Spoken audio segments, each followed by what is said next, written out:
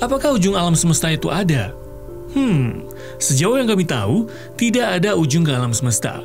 Jadi sebenarnya, sejak peristiwa Big Bang, ruang menyebar tanpa batas ke segala arah sebelum kemudian galaksi mengisi semua ruang di seluruh alam semesta tak terbatas. Kesimpulan itu pun juga dicapai dengan menggabungkan dua pengamatan secara logis. Yang pertama, bagian alam semesta yang bisa kita lihat teratur dan datar dalam skala kosmik. Keteraturan alam semesta berarti bahwa kelompok galaksi ini tersebar kurang lebih merata pada skala kosmik. Kemudian, kedataran alam semesta berarti geometri ruang dan waktu tidak melengkung pada skala kosmik. Itu artinya, alam semesta tidak membungkus dan terhubung dengan dirinya sendiri seperti permukaan bola, yang akan mengarah ke alam semesta yang terbatas. Kerataan alam semesta sebenarnya adalah hasil dari keseragaman alam semesta, karena kumpulan massa yang terkonsentrasi menyebabkan ruang dan waktu melengkung. Objek seperti bulan, planet, bintang, dan galaksi adalah contoh kumpulan massa yang terkonsentrasi, dan oleh karena itu, mereka benar-benar melengkungkan ruang dan waktu di area sekitar mereka menjadi suatu objek.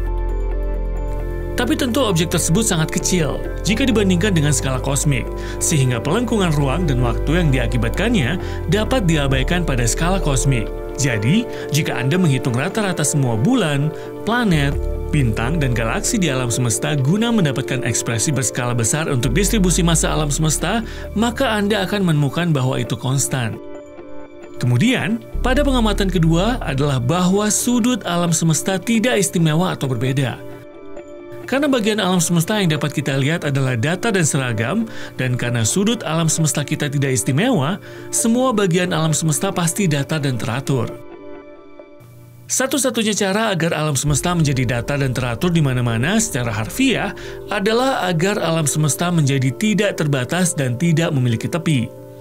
Kesimpulan ini tentu akan sulit dipahami oleh pikiran manusia yang lemah, tetapi ini adalah kesimpulan paling logis berdasarkan pengamatan ilmiah. Hal ini seperti Anda telah menerbangkan pesawat ruang angkasa dalam garis lurus melalui ruang selamanya. Jadinya, Anda tidak akan pernah mencapai dinding, batas, tepi, atau bahkan wilayah alam semesta tanpa kelompok galaksi. Dengan begitu, jadi bagaimana mungkin alam semesta tidak bertepi jika diciptakan dalam Big Bang? Karena jika alam semesta dimulai dengan ukuran yang terbatas, bukankah seharusnya ia tetap terbatas? Jawabannya adalah bahwa alam semesta tidak dimulai dengan ukuran yang terbatas. Big Bang tidak seperti bom di atas meja yang meledak dan meluas memenuhi ruangan dengan puing-puingnya. Big Bang tidak terjadi pada satu titik di alam semesta. Bahkan diperkirakan Big Bang terjadi di mana-mana di seluruh penjuru alam semesta ini. Nah, karena alasan itulah, sisa-sisa dari Big Bang, radiasi latar belakang gelombang mikrokosmik, ada di mana-mana di ruang angkasa. Bahkan saat ini, kita dapat melihat sudut manapun di alam semesta dan melihat radiasi gelombang mikrokosmik latar belakang. Ekspansi alam semesta yang eksplosif bukanlah kasus objek fisik yang mengembang keluar angkasa, karena sebaliknya, itu adalah kasus perluasan ruang itu sendiri. Alam semesta dimulai sebagai objek yang sangat besar dan telah berkembang menjadi objek yang jauh lebih besar lagi. Meskipun sulit bagi manusia untuk memahami ketidakterbatasan, itu adalah konsep matematika dan ilmiah yang benar-benar valid. Memang, itu adalah konsep yang sangat masuk akal dalam sains untuk suatu entitas dengan ukuran tak terbatas yang bertambah besar.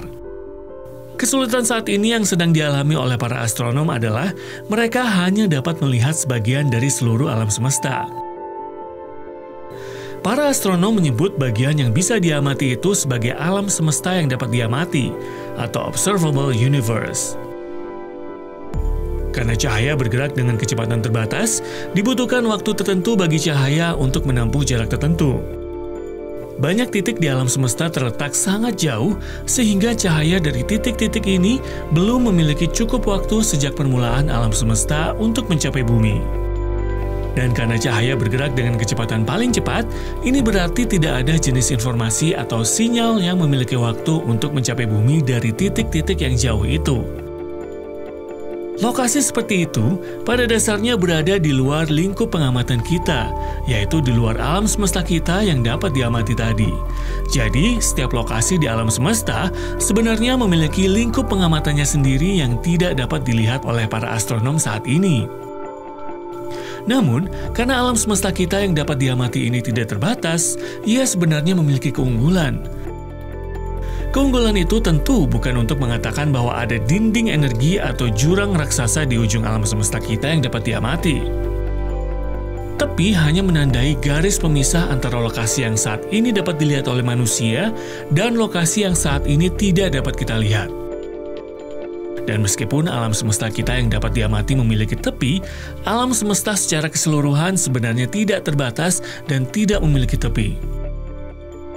Seiring berjalannya waktu, semakin banyak titik di ruang angkasa yang memiliki waktu untuk cahayanya mencapai kita. Oleh karena itu, alam semesta kita yang dapat diamati terus meningkat ukurannya. Di sini Anda mungkin berpikir bahwa seiring berkembangnya zaman dan teknologi, seluruh alam semesta akan dapat diamati oleh manusia. Ya, mungkin itu bisa terjadi. Namun, ada komplikasi yang mencegah semua hal itu dapat terjadi, yaitu alam semesta sendiri saat masih terus mengembang. Meskipun perluasan alam semesta saat ini tidak secepat saat Big Bang terjadi, tapi itu sama nyata dan pentingnya. Sebagai hasil dari perluasan alam semesta ini, semua kelompok galaksi semakin menjauh satu sama lain. Banyak galaksi berada sangat jauh dari bumi, sehingga perluasan alam semesta menyebabkan mereka menjauh dari bumi dengan kecepatan lebih cepat dari kecepatan cahaya. Meskipun dalam teori relativitas khusus mencegah dua objek lokal untuk bergerak lebih cepat daripada kecepatan cahaya yang relatif terhadap satu sama lain, tetapi relativitas khusus tidak mencegah dua objek jauh untuk bergerak menjauh satu sama lain lebih cepat daripada kecepatan cahaya sebagai akibat dari perluasan alam semesta ini. Jadi sebenarnya, saat ini, berbagai galaksi yang jauh sedang terus menjauh dari bumi dengan kecepatan lebih cepat dari cahaya. Dan cahaya dari galaksi-galaksi itu tidak akan pernah mencapai kita dan tidak peduli berapa lama kita menunggu. Dengan kata lain, galaksi atau objek lainnya yang jauh akan selalu berada di luar alam semesta yang dapat kita amati saat ini.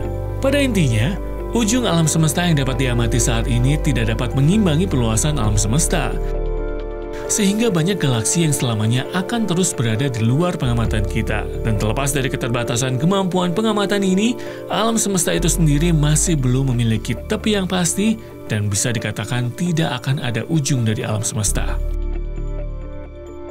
Jadi itu saja yang bisa kami sampaikan pada kesempatan kali ini. Seperti biasa, semoga dapat memberikan pengetahuan baru seputar dunia astronomi sekaligus hiburan untuk kalian semua. Jangan lupa kedepannya masih akan ada banyak informasi maupun update menarik seputar dunia astronomi yang akan kami sampaikan dan tentunya bakal sayang banget untuk kalian lewatkan.